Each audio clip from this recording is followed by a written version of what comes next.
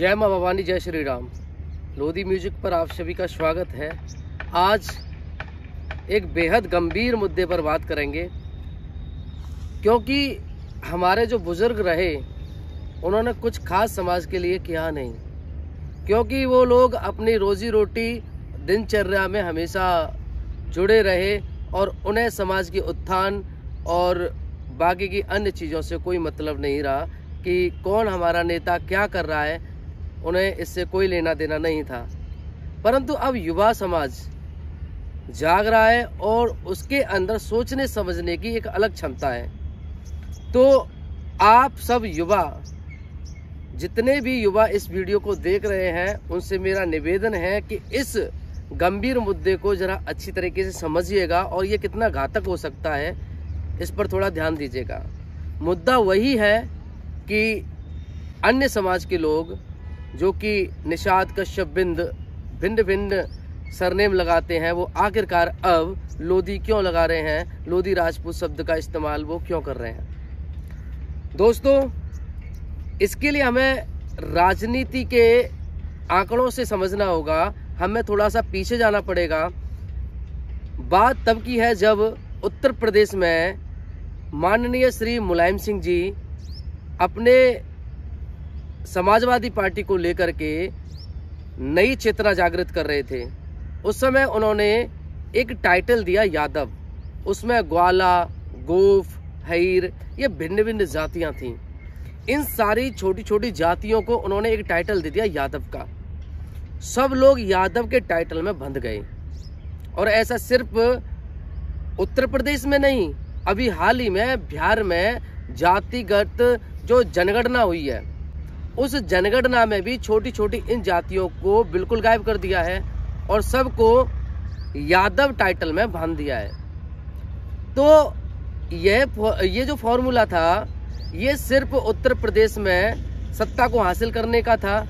इसलिए मुलायम सिंह जी ने सारी छोटी छोटी जातियां जो हईर समाज से ताल्लुकात रखती थी या फिर वो हईर समाज के समतुल थी, उनको यादव का टाइटल दे दिया।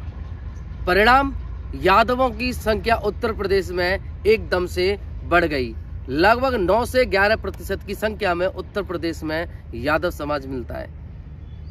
और यही एक कारण रहा कि माननीय मुलायम सिंह जी मुख्यमंत्री बनने में कामयाब रहे। आने वाले समय में हमारे समाज के वरिष्ठ स्वर्गीय बाबूजी, इनको ये फॉर्मूला जम गया। उनका कि ये फॉर्मूला हमें भी यूज करना चाहिए। इसी के चलते उन्होंने निषाद, कश्यप, भिन्न भिन्न छोटी जातियों को लोधी टाइटल देने की कोशिश की। लेकिन लोधी राजपूत समाज के अंदर स्वाभिमान जिंदा था। उन्होंने इस तथ्य को सिरे से नकार दिया। कुछ हद तक लोगों ने इसे स्वीकार भी कर लिया और इस षड्यंत्र का वो शिकार होने लगे। परंतु जैसे मला, निषाद, कश्यप, ये भिन्न भिन्न जातियां हैं जो कुछ एससी में भी आती हैं, कुछ ओबीसी में भी आती हैं। इन जातियों के अंदर स्वाभिमान बचा था। इन्होंने इस टाइटल को स्वीकार नहीं किया, क्योंकि इनको पता था कि आने वाले समय में अगर इस टाइटल को हम स्वीकार करेंगे तो हमारा अस्तित्व मिट जाएगा। इसलिए इन जातियों ने इस टाइटल को स्वीकार नहीं किया। लेकिन कुछ हद तक जातियों ने, जैसे कि आगरा में बाहा तहसील है, फिरोजाबाद है, इटावा है, ये ऐसे क्षेत्र रहे जहां पर इन समाज के लोगों ने अपना गोत्र बदल करके अपनी जाति बदलना शुरू कर दिया। और इसको बुलावा भेजा था हमारे स्वर्गीय बाबूजी ने, और एकमात्र मकसद था उत्तर प्रदेश में मुख्यमंत्री बनना। हालांकि वो मुख्यमंत्री तो बने, लेकिन संपूर्ण इन समाजों को लोधी टाइटल में बांधने के नाकामयाब रहे। अब ये स्थिति बिगड़ती गई। इन्होंने, कुछ जो नेता है ना, इन लोगों ने रोटी बेटी का रिश्ता भी इनसे चालू कर दिया कि इनको रोटी देनी है, रोटी साथ में खा पी सकते हैं। देखो, कोई भी जाति छोटी बड़ी नहीं होती।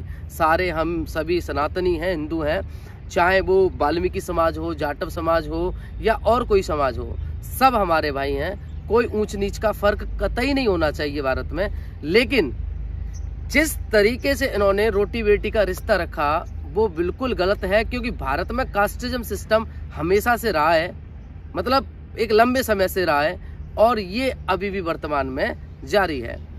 तो रोटी बेटी का रिश्ता रोटी का रिश्ता चल सकता है, लेकिन बेटी का रिश्ता इतने आसानी से नहीं चलने वाला था, क्योंकि जब भी विवाह शादियाँ करते हैं तो बहुत सारे गोत्रों का मिलान होता है। हम जाति की नहीं बात कर रहे हैं, गोत्रों की बात कर रहे हैं। काफ़ी सारे गोत्रों का मिलान होता है, तब जा कर के भारत में शादियाँ संभव हो पाती हैं। लेकिन इन्होंने इसे एक नया रूप देने की कोशिश की। इन्होंने बहुत सारे लोगों ने अपने घर में मल्लाह समाज से शादियाँ की, और परिणाम अब बहुत सारे लोग गोला उत्पन्न हो रहे हैं। गोला का मतलब है कि आधे लोधी हैं, आधे मल्लाह हैं, और वो लोग इन दोनों जातियों के साथ खिलवाड़ कर रहे हैं। देखो, इसका परिणाम साफ ये है कि भविष्य में जब हमारे बच्चे होंगे, उनसे सवाल इतना पूछा जाएगा। देखो, कास्ट तो हमेशा पूछी जाती ही रहेगी, इसे ख़त्म करना इतना आसान नहीं है। अगर ये ख़त्म हो जाए तो बहुत ही अच्छी बात है, लेकिन अगर कास्टिज्म इसी तरीके से चलता रहा तो हमारे आने वाले बच्चों से पूछा जाएगा कि आप किस जाति के हैं। तो जैसे ही हमारा बच्चा बताएगा हम लोधी हैं, तो उससे दूसरा सवाल पूछा जाएगा कि आप कौन से लोधी हो, मल्लाह वाले लोधी या राजपूत वाले लोधी।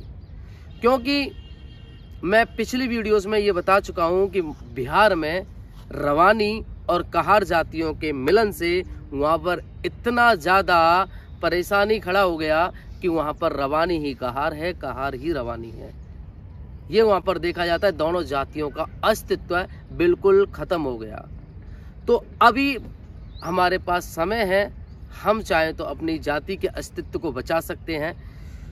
मल्लाह समाज या निषाद समाज के जो भी व्यक्ति हैं, इनसे भी मेरा निवेदन है कि भाइयों, आप अपनी जाति के अस्तित्व को बचा लीजिए, क्योंकि लोधी राजपूत के नेता जितने भी हैं वो सिर्फ और सिर्फ आपको राजनीति के बलबूते पर बांधे हुए हैं। सिर्फ और सिर्फ आपको वोट के लिए वो यूज करना चाहते हैं। ये कड़वा सत्य है। राजनीतिक आप साझेदार हो सकते हो, आपका स्वागत है। आप ही का क्यों, सारे जितनी भी समाज हैं वो एकजुट होकर के राजनीति में आए, अच्छी बात है। कुछ चुनिंदा लोगों का जो वर्चस्व है राजनीति में, वो खत्म होना चाहिए।